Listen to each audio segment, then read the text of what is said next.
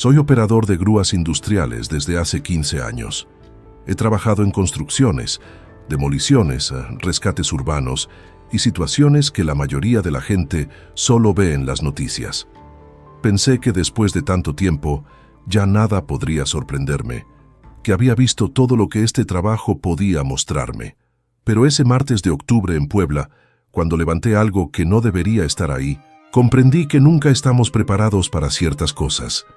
Lo que sucedió ese día cambió mi manera de ver este oficio para siempre. Pero antes de continuar, si esta historia te está gustando, no olvides suscribirte al canal y activar la campanita para no perderte ningún video. Y por favor déjame en los comentarios desde qué ciudad me estás viendo. Me encanta saber de dónde son todos ustedes. También cuéntame si alguna vez has trabajado en zonas de emergencia o si conoces a alguien que lo haga. Me gustaría leer sus experiencias. Ahora sí, sigamos con la historia. Me llamo Javier Córdoba y tengo 42 años.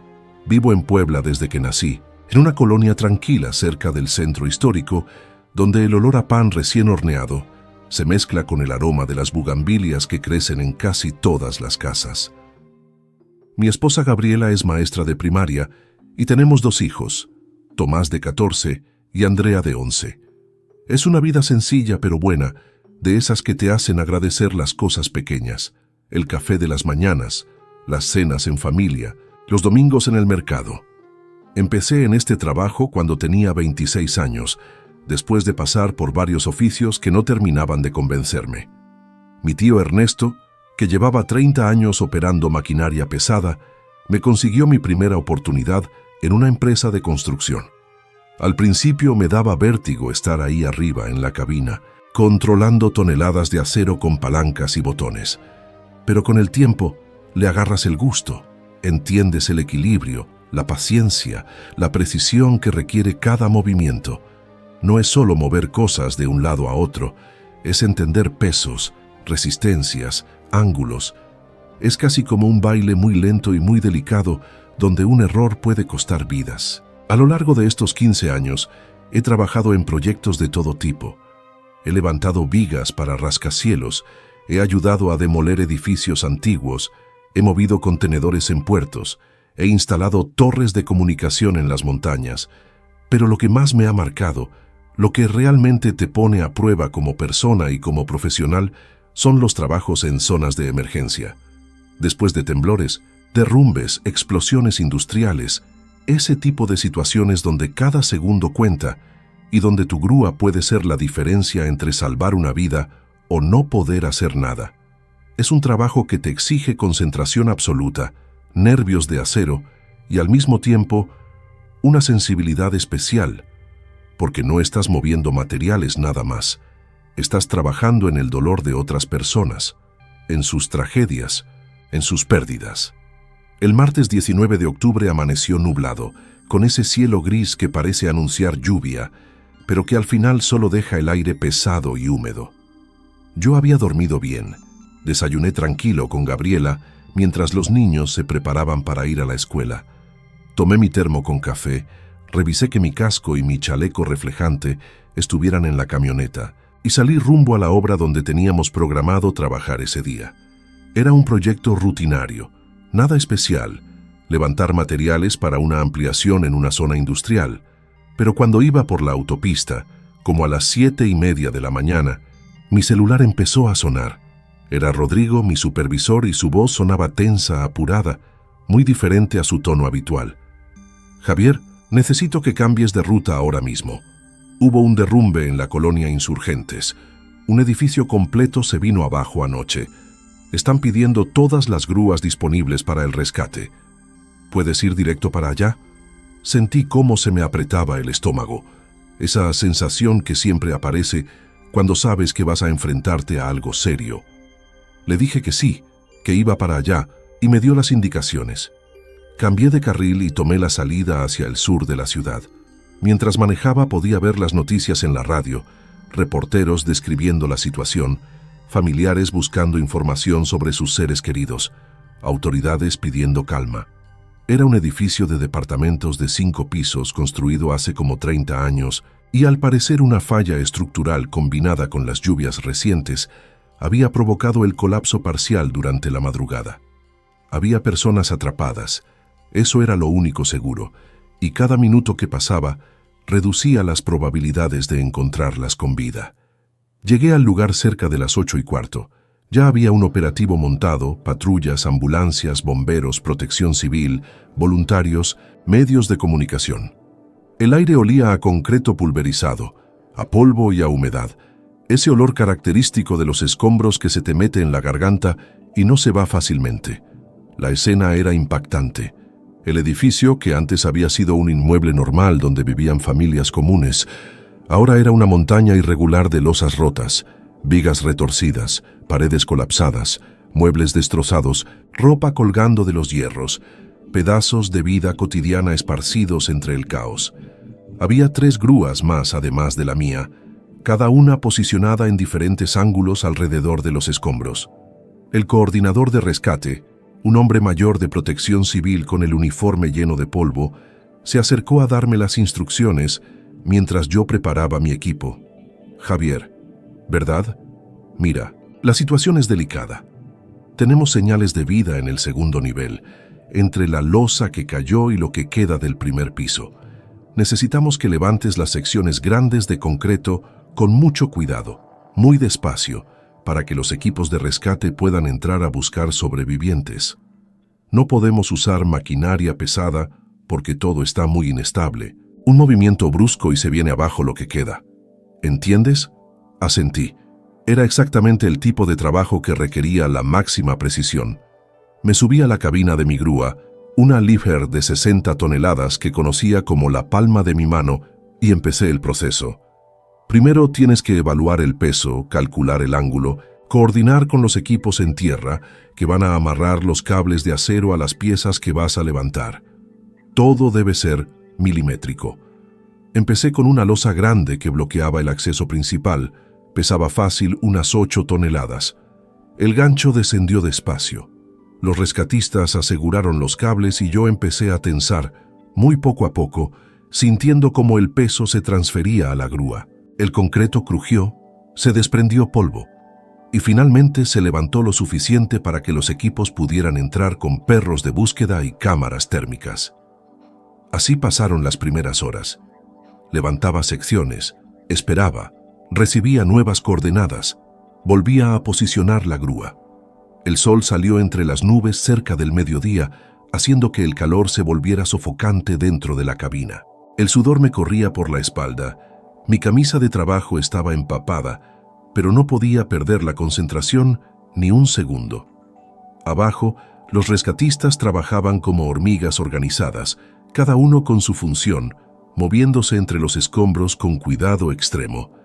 De vez en cuando sacaban objetos personales, fotos enmarcadas, juguetes de niños, zapatos, cosas que hacían que el pecho se te apretara, porque te recordaban que ahí había vivido gente real, con sus rutinas, sus sueños, sus historias. Cerca de las 2 de la tarde, lograron sacar a la primera sobreviviente, una mujer de unos 50 años que había quedado atrapada en una especie de triángulo de vida entre 2 vigas. La sacaron en camilla, consciente, llorando, pidiendo por su esposo. Todos los que estábamos ahí sentimos un alivio enorme, una pequeña victoria en medio de tanta tragedia, pero sabíamos que había más personas ahí dentro y que el tiempo seguía corriendo.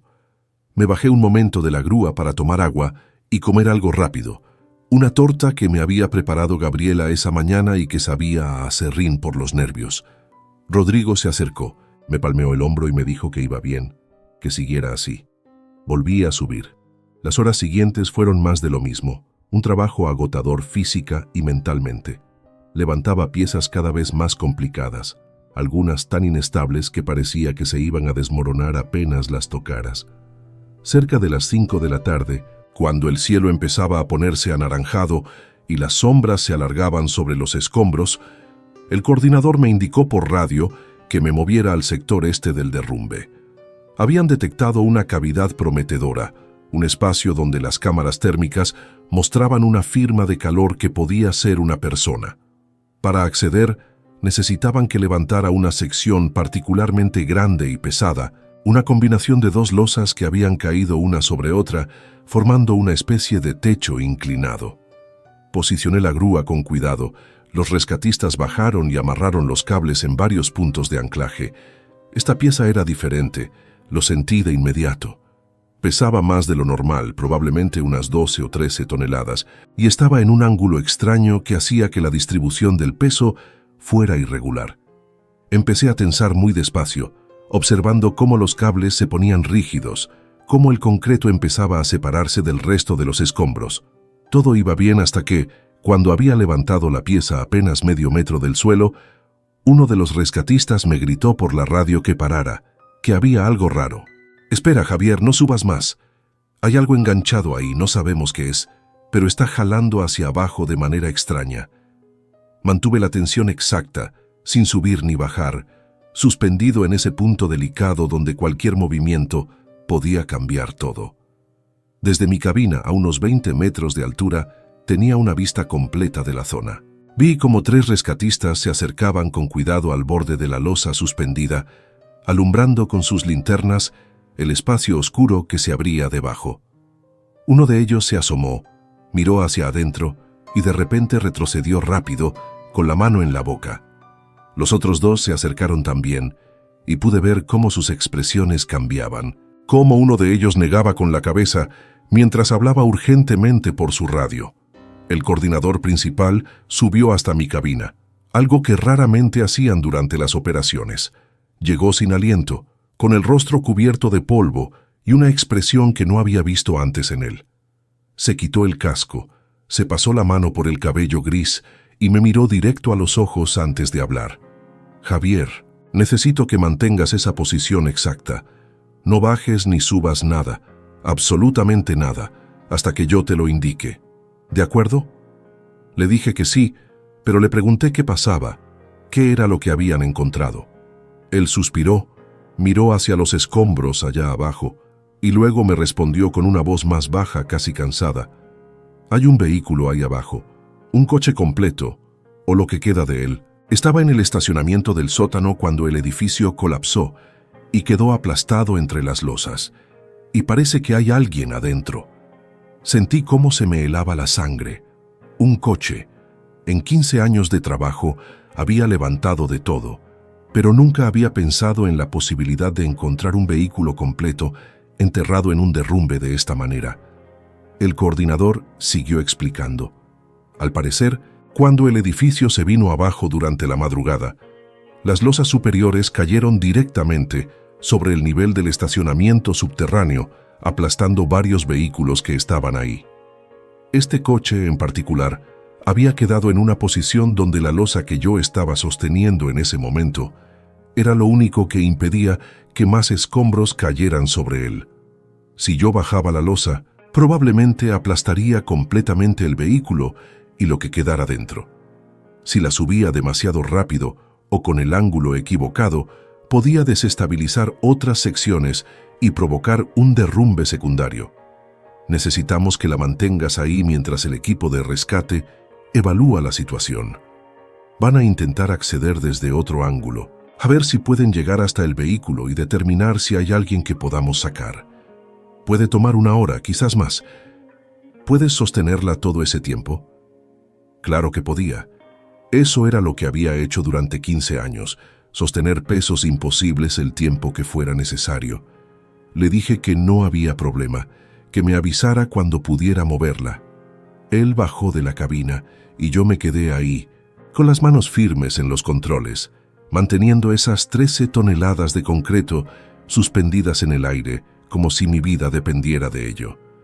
Porque la verdad era que tal vez la vida de alguien sí dependía de ello. Desde mi posición elevada, observaba todo el movimiento abajo. Llegaron más rescatistas, trajeron equipo especializado, linternas más potentes, herramientas de corte. Los vi organizarse, trazar un plan, dividirse en equipos. Algunos empezaron a remover escombros más pequeños de alrededor, creando un camino de acceso alterno hacia donde estaba el vehículo. Otros instalaron soportes temporales, vigas de metal y gatos hidráulicos para estabilizar las secciones circundantes. Todo muy metódico, muy profesional, pero podía sentir la tensión en el aire, esa urgencia contenida que aparece cuando sabes que el tiempo es crucial. Pasaron 20 minutos, 30, 40. Mis brazos empezaban a sentir el cansancio de mantener la posición exacta, pero no podía relajarme ni un milímetro. Le había enviado un mensaje de texto a Gabriela explicándole que iba a llegar tarde, que todo estaba bien pero que la situación era complicada. Ella me respondió con un corazón y un «cuídate mucho». Eso me dio fuerzas para seguir. Pensé en Tomás y Andrea, probablemente ya en casa haciendo tarea, sin idea de lo que su papá estaba viviendo en ese momento. Pensé en todas las familias que esperaban noticias de sus seres queridos, en la fragilidad de todo esto que llamamos vida normal, en cómo puede cambiar todo en un segundo. Finalmente, después de casi una hora, vi actividad más intensa alrededor del punto de acceso. Varios rescatistas con linternas se metieron en el hueco que habían creado, desapareciendo entre los escombros. Pasaron unos minutos eternos. Luego, uno de ellos salió, hizo señas a los demás y pude ver cómo varios más entraban rápidamente. La radio crepitó y escuché la voz del coordinador. «Javier, tenemos confirmación. Hay una persona en el vehículo. Está viva, consciente pero atrapada. Vamos a necesitar que mantengas esa posición probablemente otra hora más mientras cortamos el metal y la sacamos. ¿Estás bien ahí arriba?» «Estoy bien. Haré lo que sea necesario». Y así fue. Mantuve esa losa suspendida mientras abajo realizaban el trabajo delicado de cortar el vehículo aplastado, de comunicarse con la persona atrapada, de preparar todo para la extracción. Desde mi cabina no podía ver los detalles, pero podía imaginar la escena, el miedo de esa persona, el dolor físico, la esperanza mezclada con la desesperación. Los rescatistas trabajaban con una combinación impresionante de velocidad y cuidado, sabiendo que cada movimiento incorrecto podía cambiar el resultado de todo esto. El cielo se había oscurecido completamente cuando finalmente vi la señal que estaba esperando. Un rescatista salió del hueco, luego otro, y entre ellos, en una camilla especial, una figura cubierta con mantas térmicas. Era una mujer joven, tal vez de unos 30 años, consciente porque pude ver que movía la cabeza. La multitud de rescatistas, bomberos, paramédicos y voluntarios que se habían reunido alrededor estalló en aplausos contenidos. Ese tipo de celebración respetuosa que aparece cuando sabes que algo bueno acaba de pasar en medio de tanta tragedia. El coordinador me dio la señal por radio de que podía empezar a bajar la losa muy despacio hasta depositarla en una zona segura que habían despejado. Lo hice con el mismo cuidado con el que la había sostenido todo ese tiempo, sintiendo cómo el peso se transfería gradualmente de la grúa al suelo. Cuando finalmente toqué fondo y pude liberar la tensión de los cables, sentí que mis brazos temblaban por el cansancio acumulado.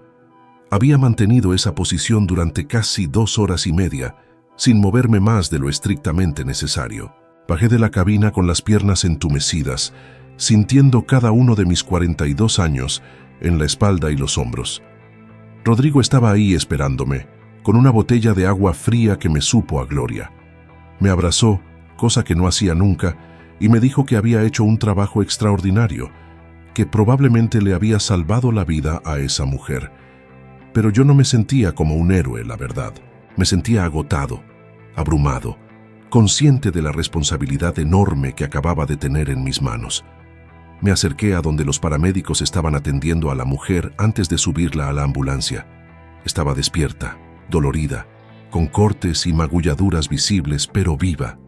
Una de las paramédicas me vio y le dijo algo, señalándome. La mujer giró la cabeza hacia mí y nuestras miradas se cruzaron por un momento. No dijo nada, no podía hablar bien por el oxígeno que le estaban dando, pero levantó una mano temblorosa en un gesto que entendí perfectamente. Era un agradecimiento silencioso, un reconocimiento de que, por alguna razón, esa tarde nuestros destinos se habían cruzado en el momento exacto. Esa noche llegué a casa pasadas las 11. Gabriela me había dejado la cena caliente en la estufa, pero no tenía hambre. Me di una ducha larga, dejando que el agua caliente relajara los músculos tensos y arrastrara el polvo y el cansancio que parecían haberse pegado a mi piel. Cuando finalmente me metí en la cama, Gabriela se acurrucó contra mí y me preguntó cómo había estado el día. Le conté todo, desde el principio hasta el final, y ella solo me escuchó en silencio, acariciándome el brazo, dejando que sacara todo lo que llevaba dentro. Salvaste una vida hoy, Javier. Eso es enorme. Solo hice mi trabajo, lo que sé hacer. No es solo un trabajo, es un don poder hacer lo que haces, tener la precisión y la paciencia para sostener todo ese peso sin fallar. Deberías estar orgulloso. Tal vez tenía razón. Al día siguiente volví a la zona del derrumbe. Todavía había trabajo por hacer, más escombros que remover, más búsquedas que completar. Me enteré de que la mujer que habíamos rescatado se llamaba Mónica. Tenía 32 años, trabajaba como enfermera en un hospital cercano y había quedado atrapada en su coche cuando salía del edificio justo en el momento del colapso. Había pasado casi 18 horas atrapada en la oscuridad, con las piernas fracturadas y el pecho comprimido por el metal retorcido, convencida de que nadie la encontraría. Los doctores dijeron que su recuperación sería larga pero completa, que había tenido mucha suerte de sobrevivir a esa situación. Seguí trabajando en ese sitio durante toda esa semana. Levantamos toneladas de escombros, ayudamos a recuperar pertenencias de las familias, colaboramos en hacer segura la zona para que eventualmente pudieran empezar la reconstrucción. Cada día que pasaba ahí me recordaba por qué hago este trabajo, por qué me levanto cada mañana y me subo a esa cabina a 20 metros de altura.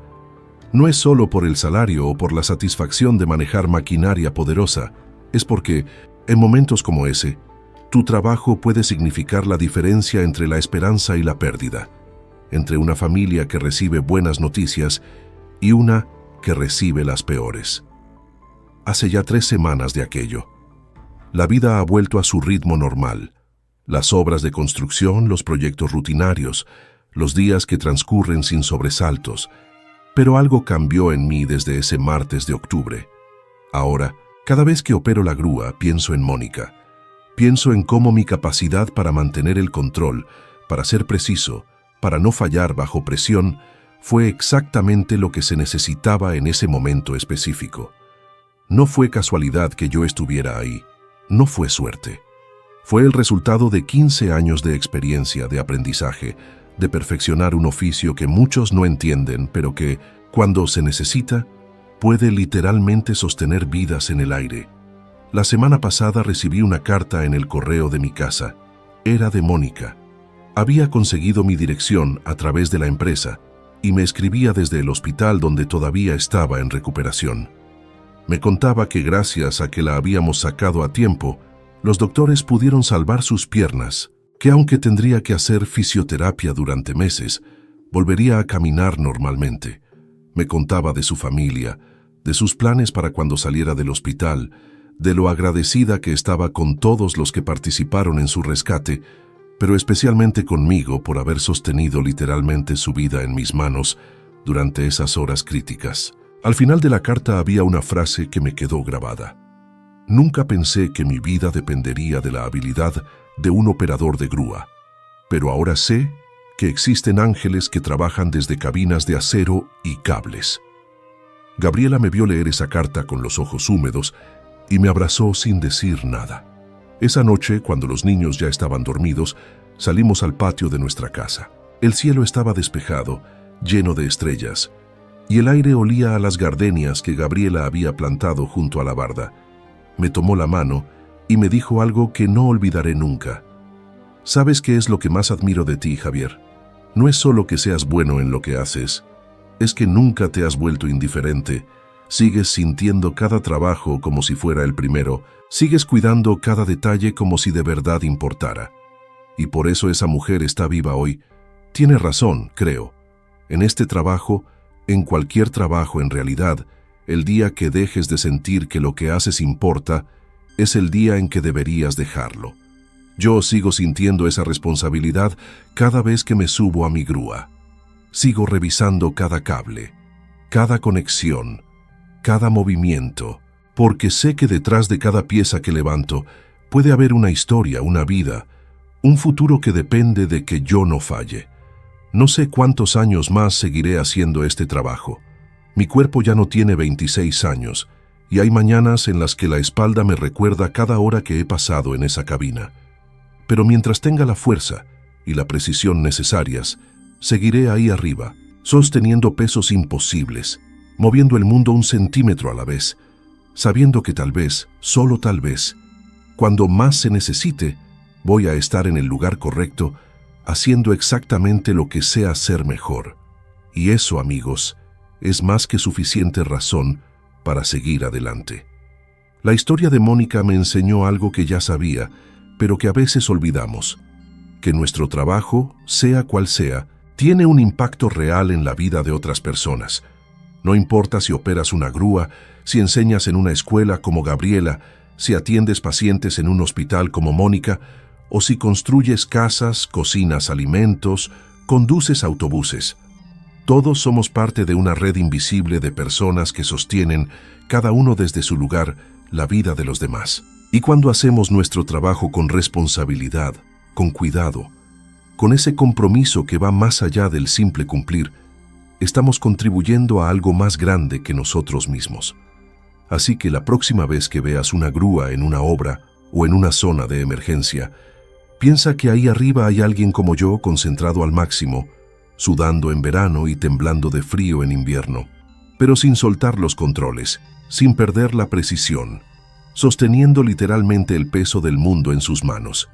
Porque al final del día, eso es lo que hacemos: sostener, levantar, mover con cuidado las piezas rotas de este mundo para que puedan volver a armarse, para que las historias puedan continuar, para que las familias puedan seguir siendo familias. Y si alguna vez te encuentras en una situación donde necesitas que alguien te ayude, donde todo parece perdido y la esperanza se siente muy lejana, recuerda que siempre hay personas trabajando, desde sus diferentes oficios y lugares, tratando de hacer que las cosas mejoren. Tal vez sea un rescatista que no se rinde, un paramédico que pelea por cada latido, o un operador de grúa que mantiene su posición sin fallar hasta que el trabajo está hecho. Todos somos parte de lo mismo. Todos sostenemos algo importante para alguien más. Antes de terminar, quiero pedirte un favor. Si esta historia te ha conmovido, si de alguna manera te ha hecho reflexionar sobre el valor del trabajo bien hecho y la importancia de nunca volvernos indiferentes ante el dolor ajeno, compártela. Dale like, suscríbete al canal, activa la campanita para no perderte los próximos videos. Y sobre todo, déjame en los comentarios qué te pareció esta historia, si has tenido alguna experiencia similar o si conoces a alguien que trabaje en situaciones de emergencia. Me encanta leer sus comentarios y saber que estas historias llegan a personas de todas partes que entienden que, al final, todos estamos conectados de maneras que a veces ni siquiera imaginamos. Gracias por escucharme, por acompañarme en este relato que cambió mi vida. Recuerda siempre valorar tu trabajo, hacerlo con responsabilidad y con corazón, porque nunca sabes cuándo lo que haces puede ser exactamente lo que alguien necesita para seguir adelante. Nos vemos en el próximo video. Cuídense mucho.